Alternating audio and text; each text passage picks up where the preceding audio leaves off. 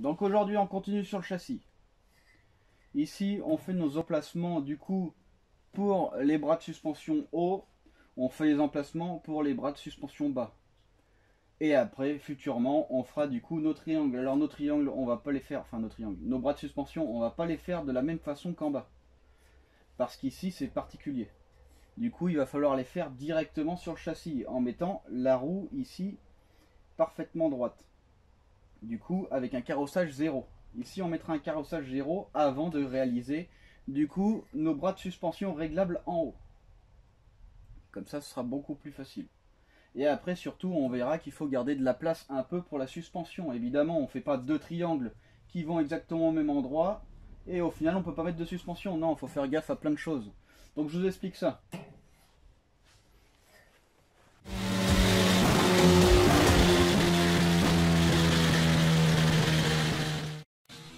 Ok, donc voilà nos triangles bas inférieur qu'on a fait la dernière fois.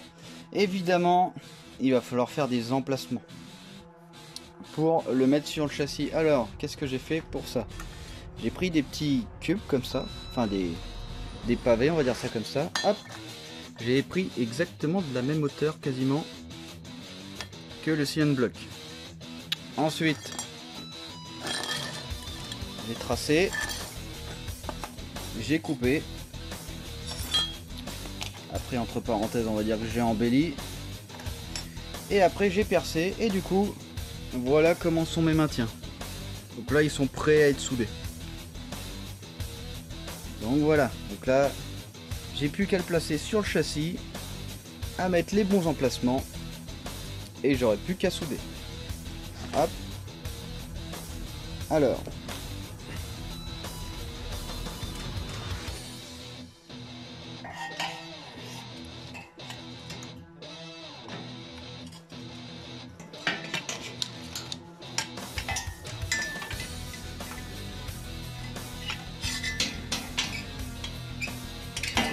voilà. Ok, donc moi je vais les mettre à peu près, voilà, à peu près par là. Et à peu près ici. Évidemment, après il faudra que je modifie cette pièce. Alors cette pièce et cette pièce, c'est pour maintenir le triangle supérieur.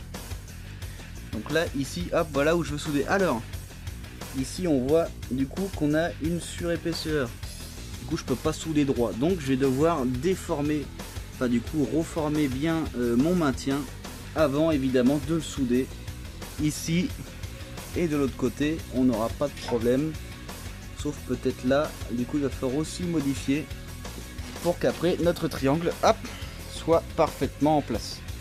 Il faut regarder aussi qu'on soit pas trop près de la boîte, ce genre de truc.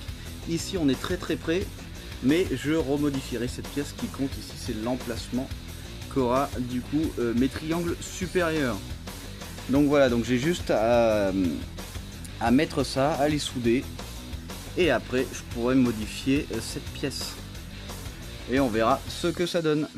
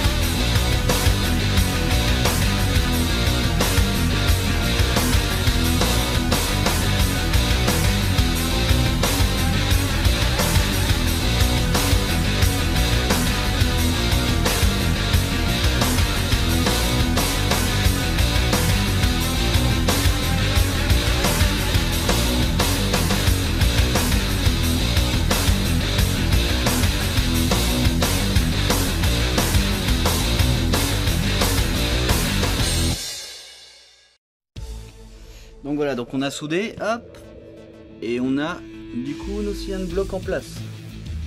Voilà, évidemment je n'ai fait que pointer pour l'instant. Donc voilà, alors une chose importante,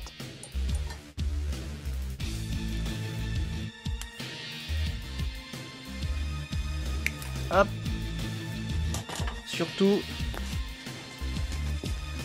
il faut que ça puisse bouger très facilement. Regardez, il tombe tout seul.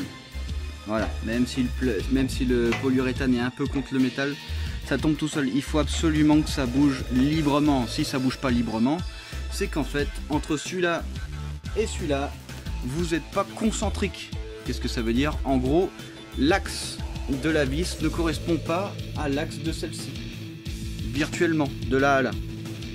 Là, ici, elle correspond parfaitement. Du coup, je peux bouger parfaitement mon triangle. Donc voilà, donc maintenant ce qu'il me reste à faire, du coup, c'est l'autre côté, symétriquement et identique. Voilà, donc après je ferai le deuxième de ce côté. Et il faut que je fasse exactement la même chose, exactement au même endroit. Comme ces emplacements. Les deux emplacements, celui-là et celui-là, sont les futurs emplacements du triangle haut. Donc voilà.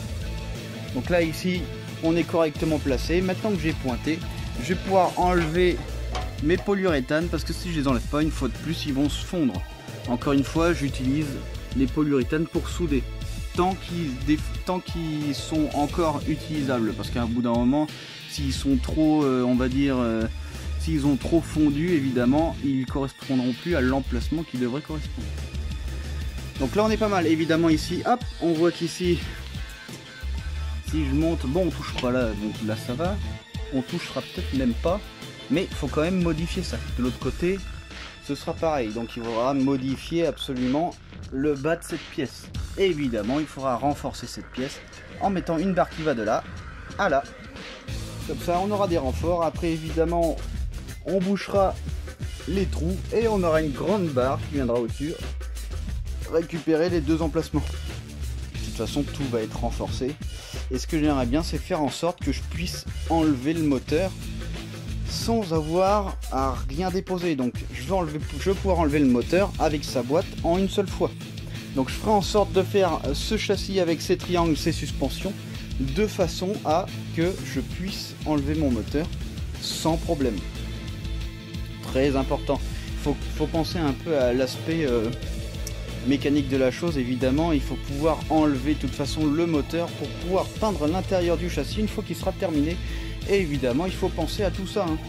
Venez pas emprisonner votre moteur et votre boîte dans un espèce de châssis tubulaire soudé. Parce que alors là, vous serez un peu dans le voilà. Donc faites attention à tout ça.